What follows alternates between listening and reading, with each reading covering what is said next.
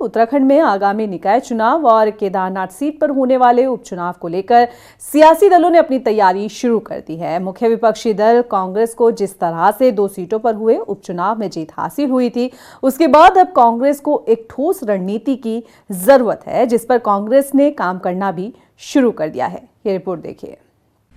उपचुनाव में मिली जीत कांग्रेस के लिए संजीवनी।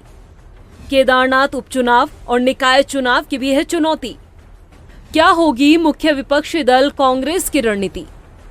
उत्तराखंड में 2 विधानसभा सीटों पर हुए उपचुनाव में कांग्रेस को जीत हासिल हुई थी, जिसके बाद से मुख्य विपक्षी दल कांग्रेस काफी उत्साहित है और पार्टी में काफी जोश भी देखने को मिल रहा है। यही वजह है कि केदारनाथ उपचुनाव और निकाय चुनाव में कांग्रेस कोई कोर कसर नहीं छोड़ना चाहती है, जिसके लिए कांग्रेस ने अपनी मजबूत रणनीति पर काम करना शुरू कर दिया है। इन दिनों कांग्रेस में लगातार बैठकों का दौर जारी है। दिल्ली से लेकर राज्य स्तर पर पार्टी अपनी मजबूती पर फोकस किए हुए है। उसमें निकाय चुनावों को लेकर और केदारनाथ उपचुनाव को लेकर डिस्कशन हुआ है। आगे 2027 के लिए हमारा क्या रूट मैप होगा, उस पर भी डिस्कशन हुआ है और किस किस तरीके से हमको साथ मिलकर काम करना है, उन सभी विषयों पर बात हुई।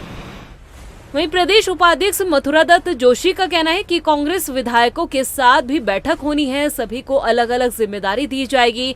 नगर निकायों में भी वरिष्ठ नेताओं को जिम्मेदारी सौंपी जाएगी। वहीं केदारनाथ उपचुनाव के लिए भी वरिष्ठ नेताओं को जिम्मेदारी दी जानी है। प्रभारी भी जल्द नियुक्त किए जाएंगे और इन सभी तैयारियों के बीच चर्चा ये भी है कि अब राहुल गांधी और कांग्रेस के राष्ट्रीय अध्यक्ष मल्लिकार्जुन खड़गे जल्द उत्तराखंड दौरे पर आएंगे और यहाँ जनसभा कर कार्यकर्ताओं में जोश भरने का काम करेंगे। अब विधायकों के साथ बैठक हो रही है और विधायकों से भी पूरी चर्चा हो रही है और उनको भी जिम्मेदारी दी जाएगी।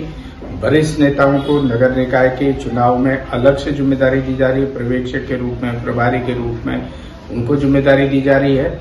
और दिल्ली में जो बैठक होगी उसमें बिल्कुल रोड मैप तैयार है और केदारनाथ के भी कौन प्रभारी होंगे, किस तरीके से चुनाव लड़ा जाएगा, उसका भी रोड मैप बिल्कुल तैयार है। कांग्रेस पूरी शिद्दत के साथ, पूरी ताकत के साथ, चाहे नगर निकाय के चुनाव हो, चाहे केदारनाथ का उपचुनाव हो, पूरी शिद्दत के साथ लड़ेगी और दोनों चुनाव में निश्चित रूप से कांग्रेस का परचम इस प्रदेश में लहराएगा। मंगलोर और बद्रीनाथ विधानसभा सीट पर हुए उपचुनाव में दमदार जीत के बाद कांग्रेस हाईकमान को भी उत्तराखंड में खोई सियासी जमीन को पाने की उम्मीद नजर आई है।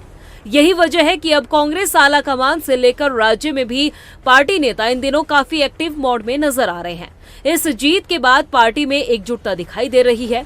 खैर, देखना ये होगा कि पार्टी की ये एक्टिवनेस और एकजुटता क्या कुछ रंग लाती है। रफ्तार मीडिया के लिए देहरादून से सुशांत सिंह की रिपोर्ट।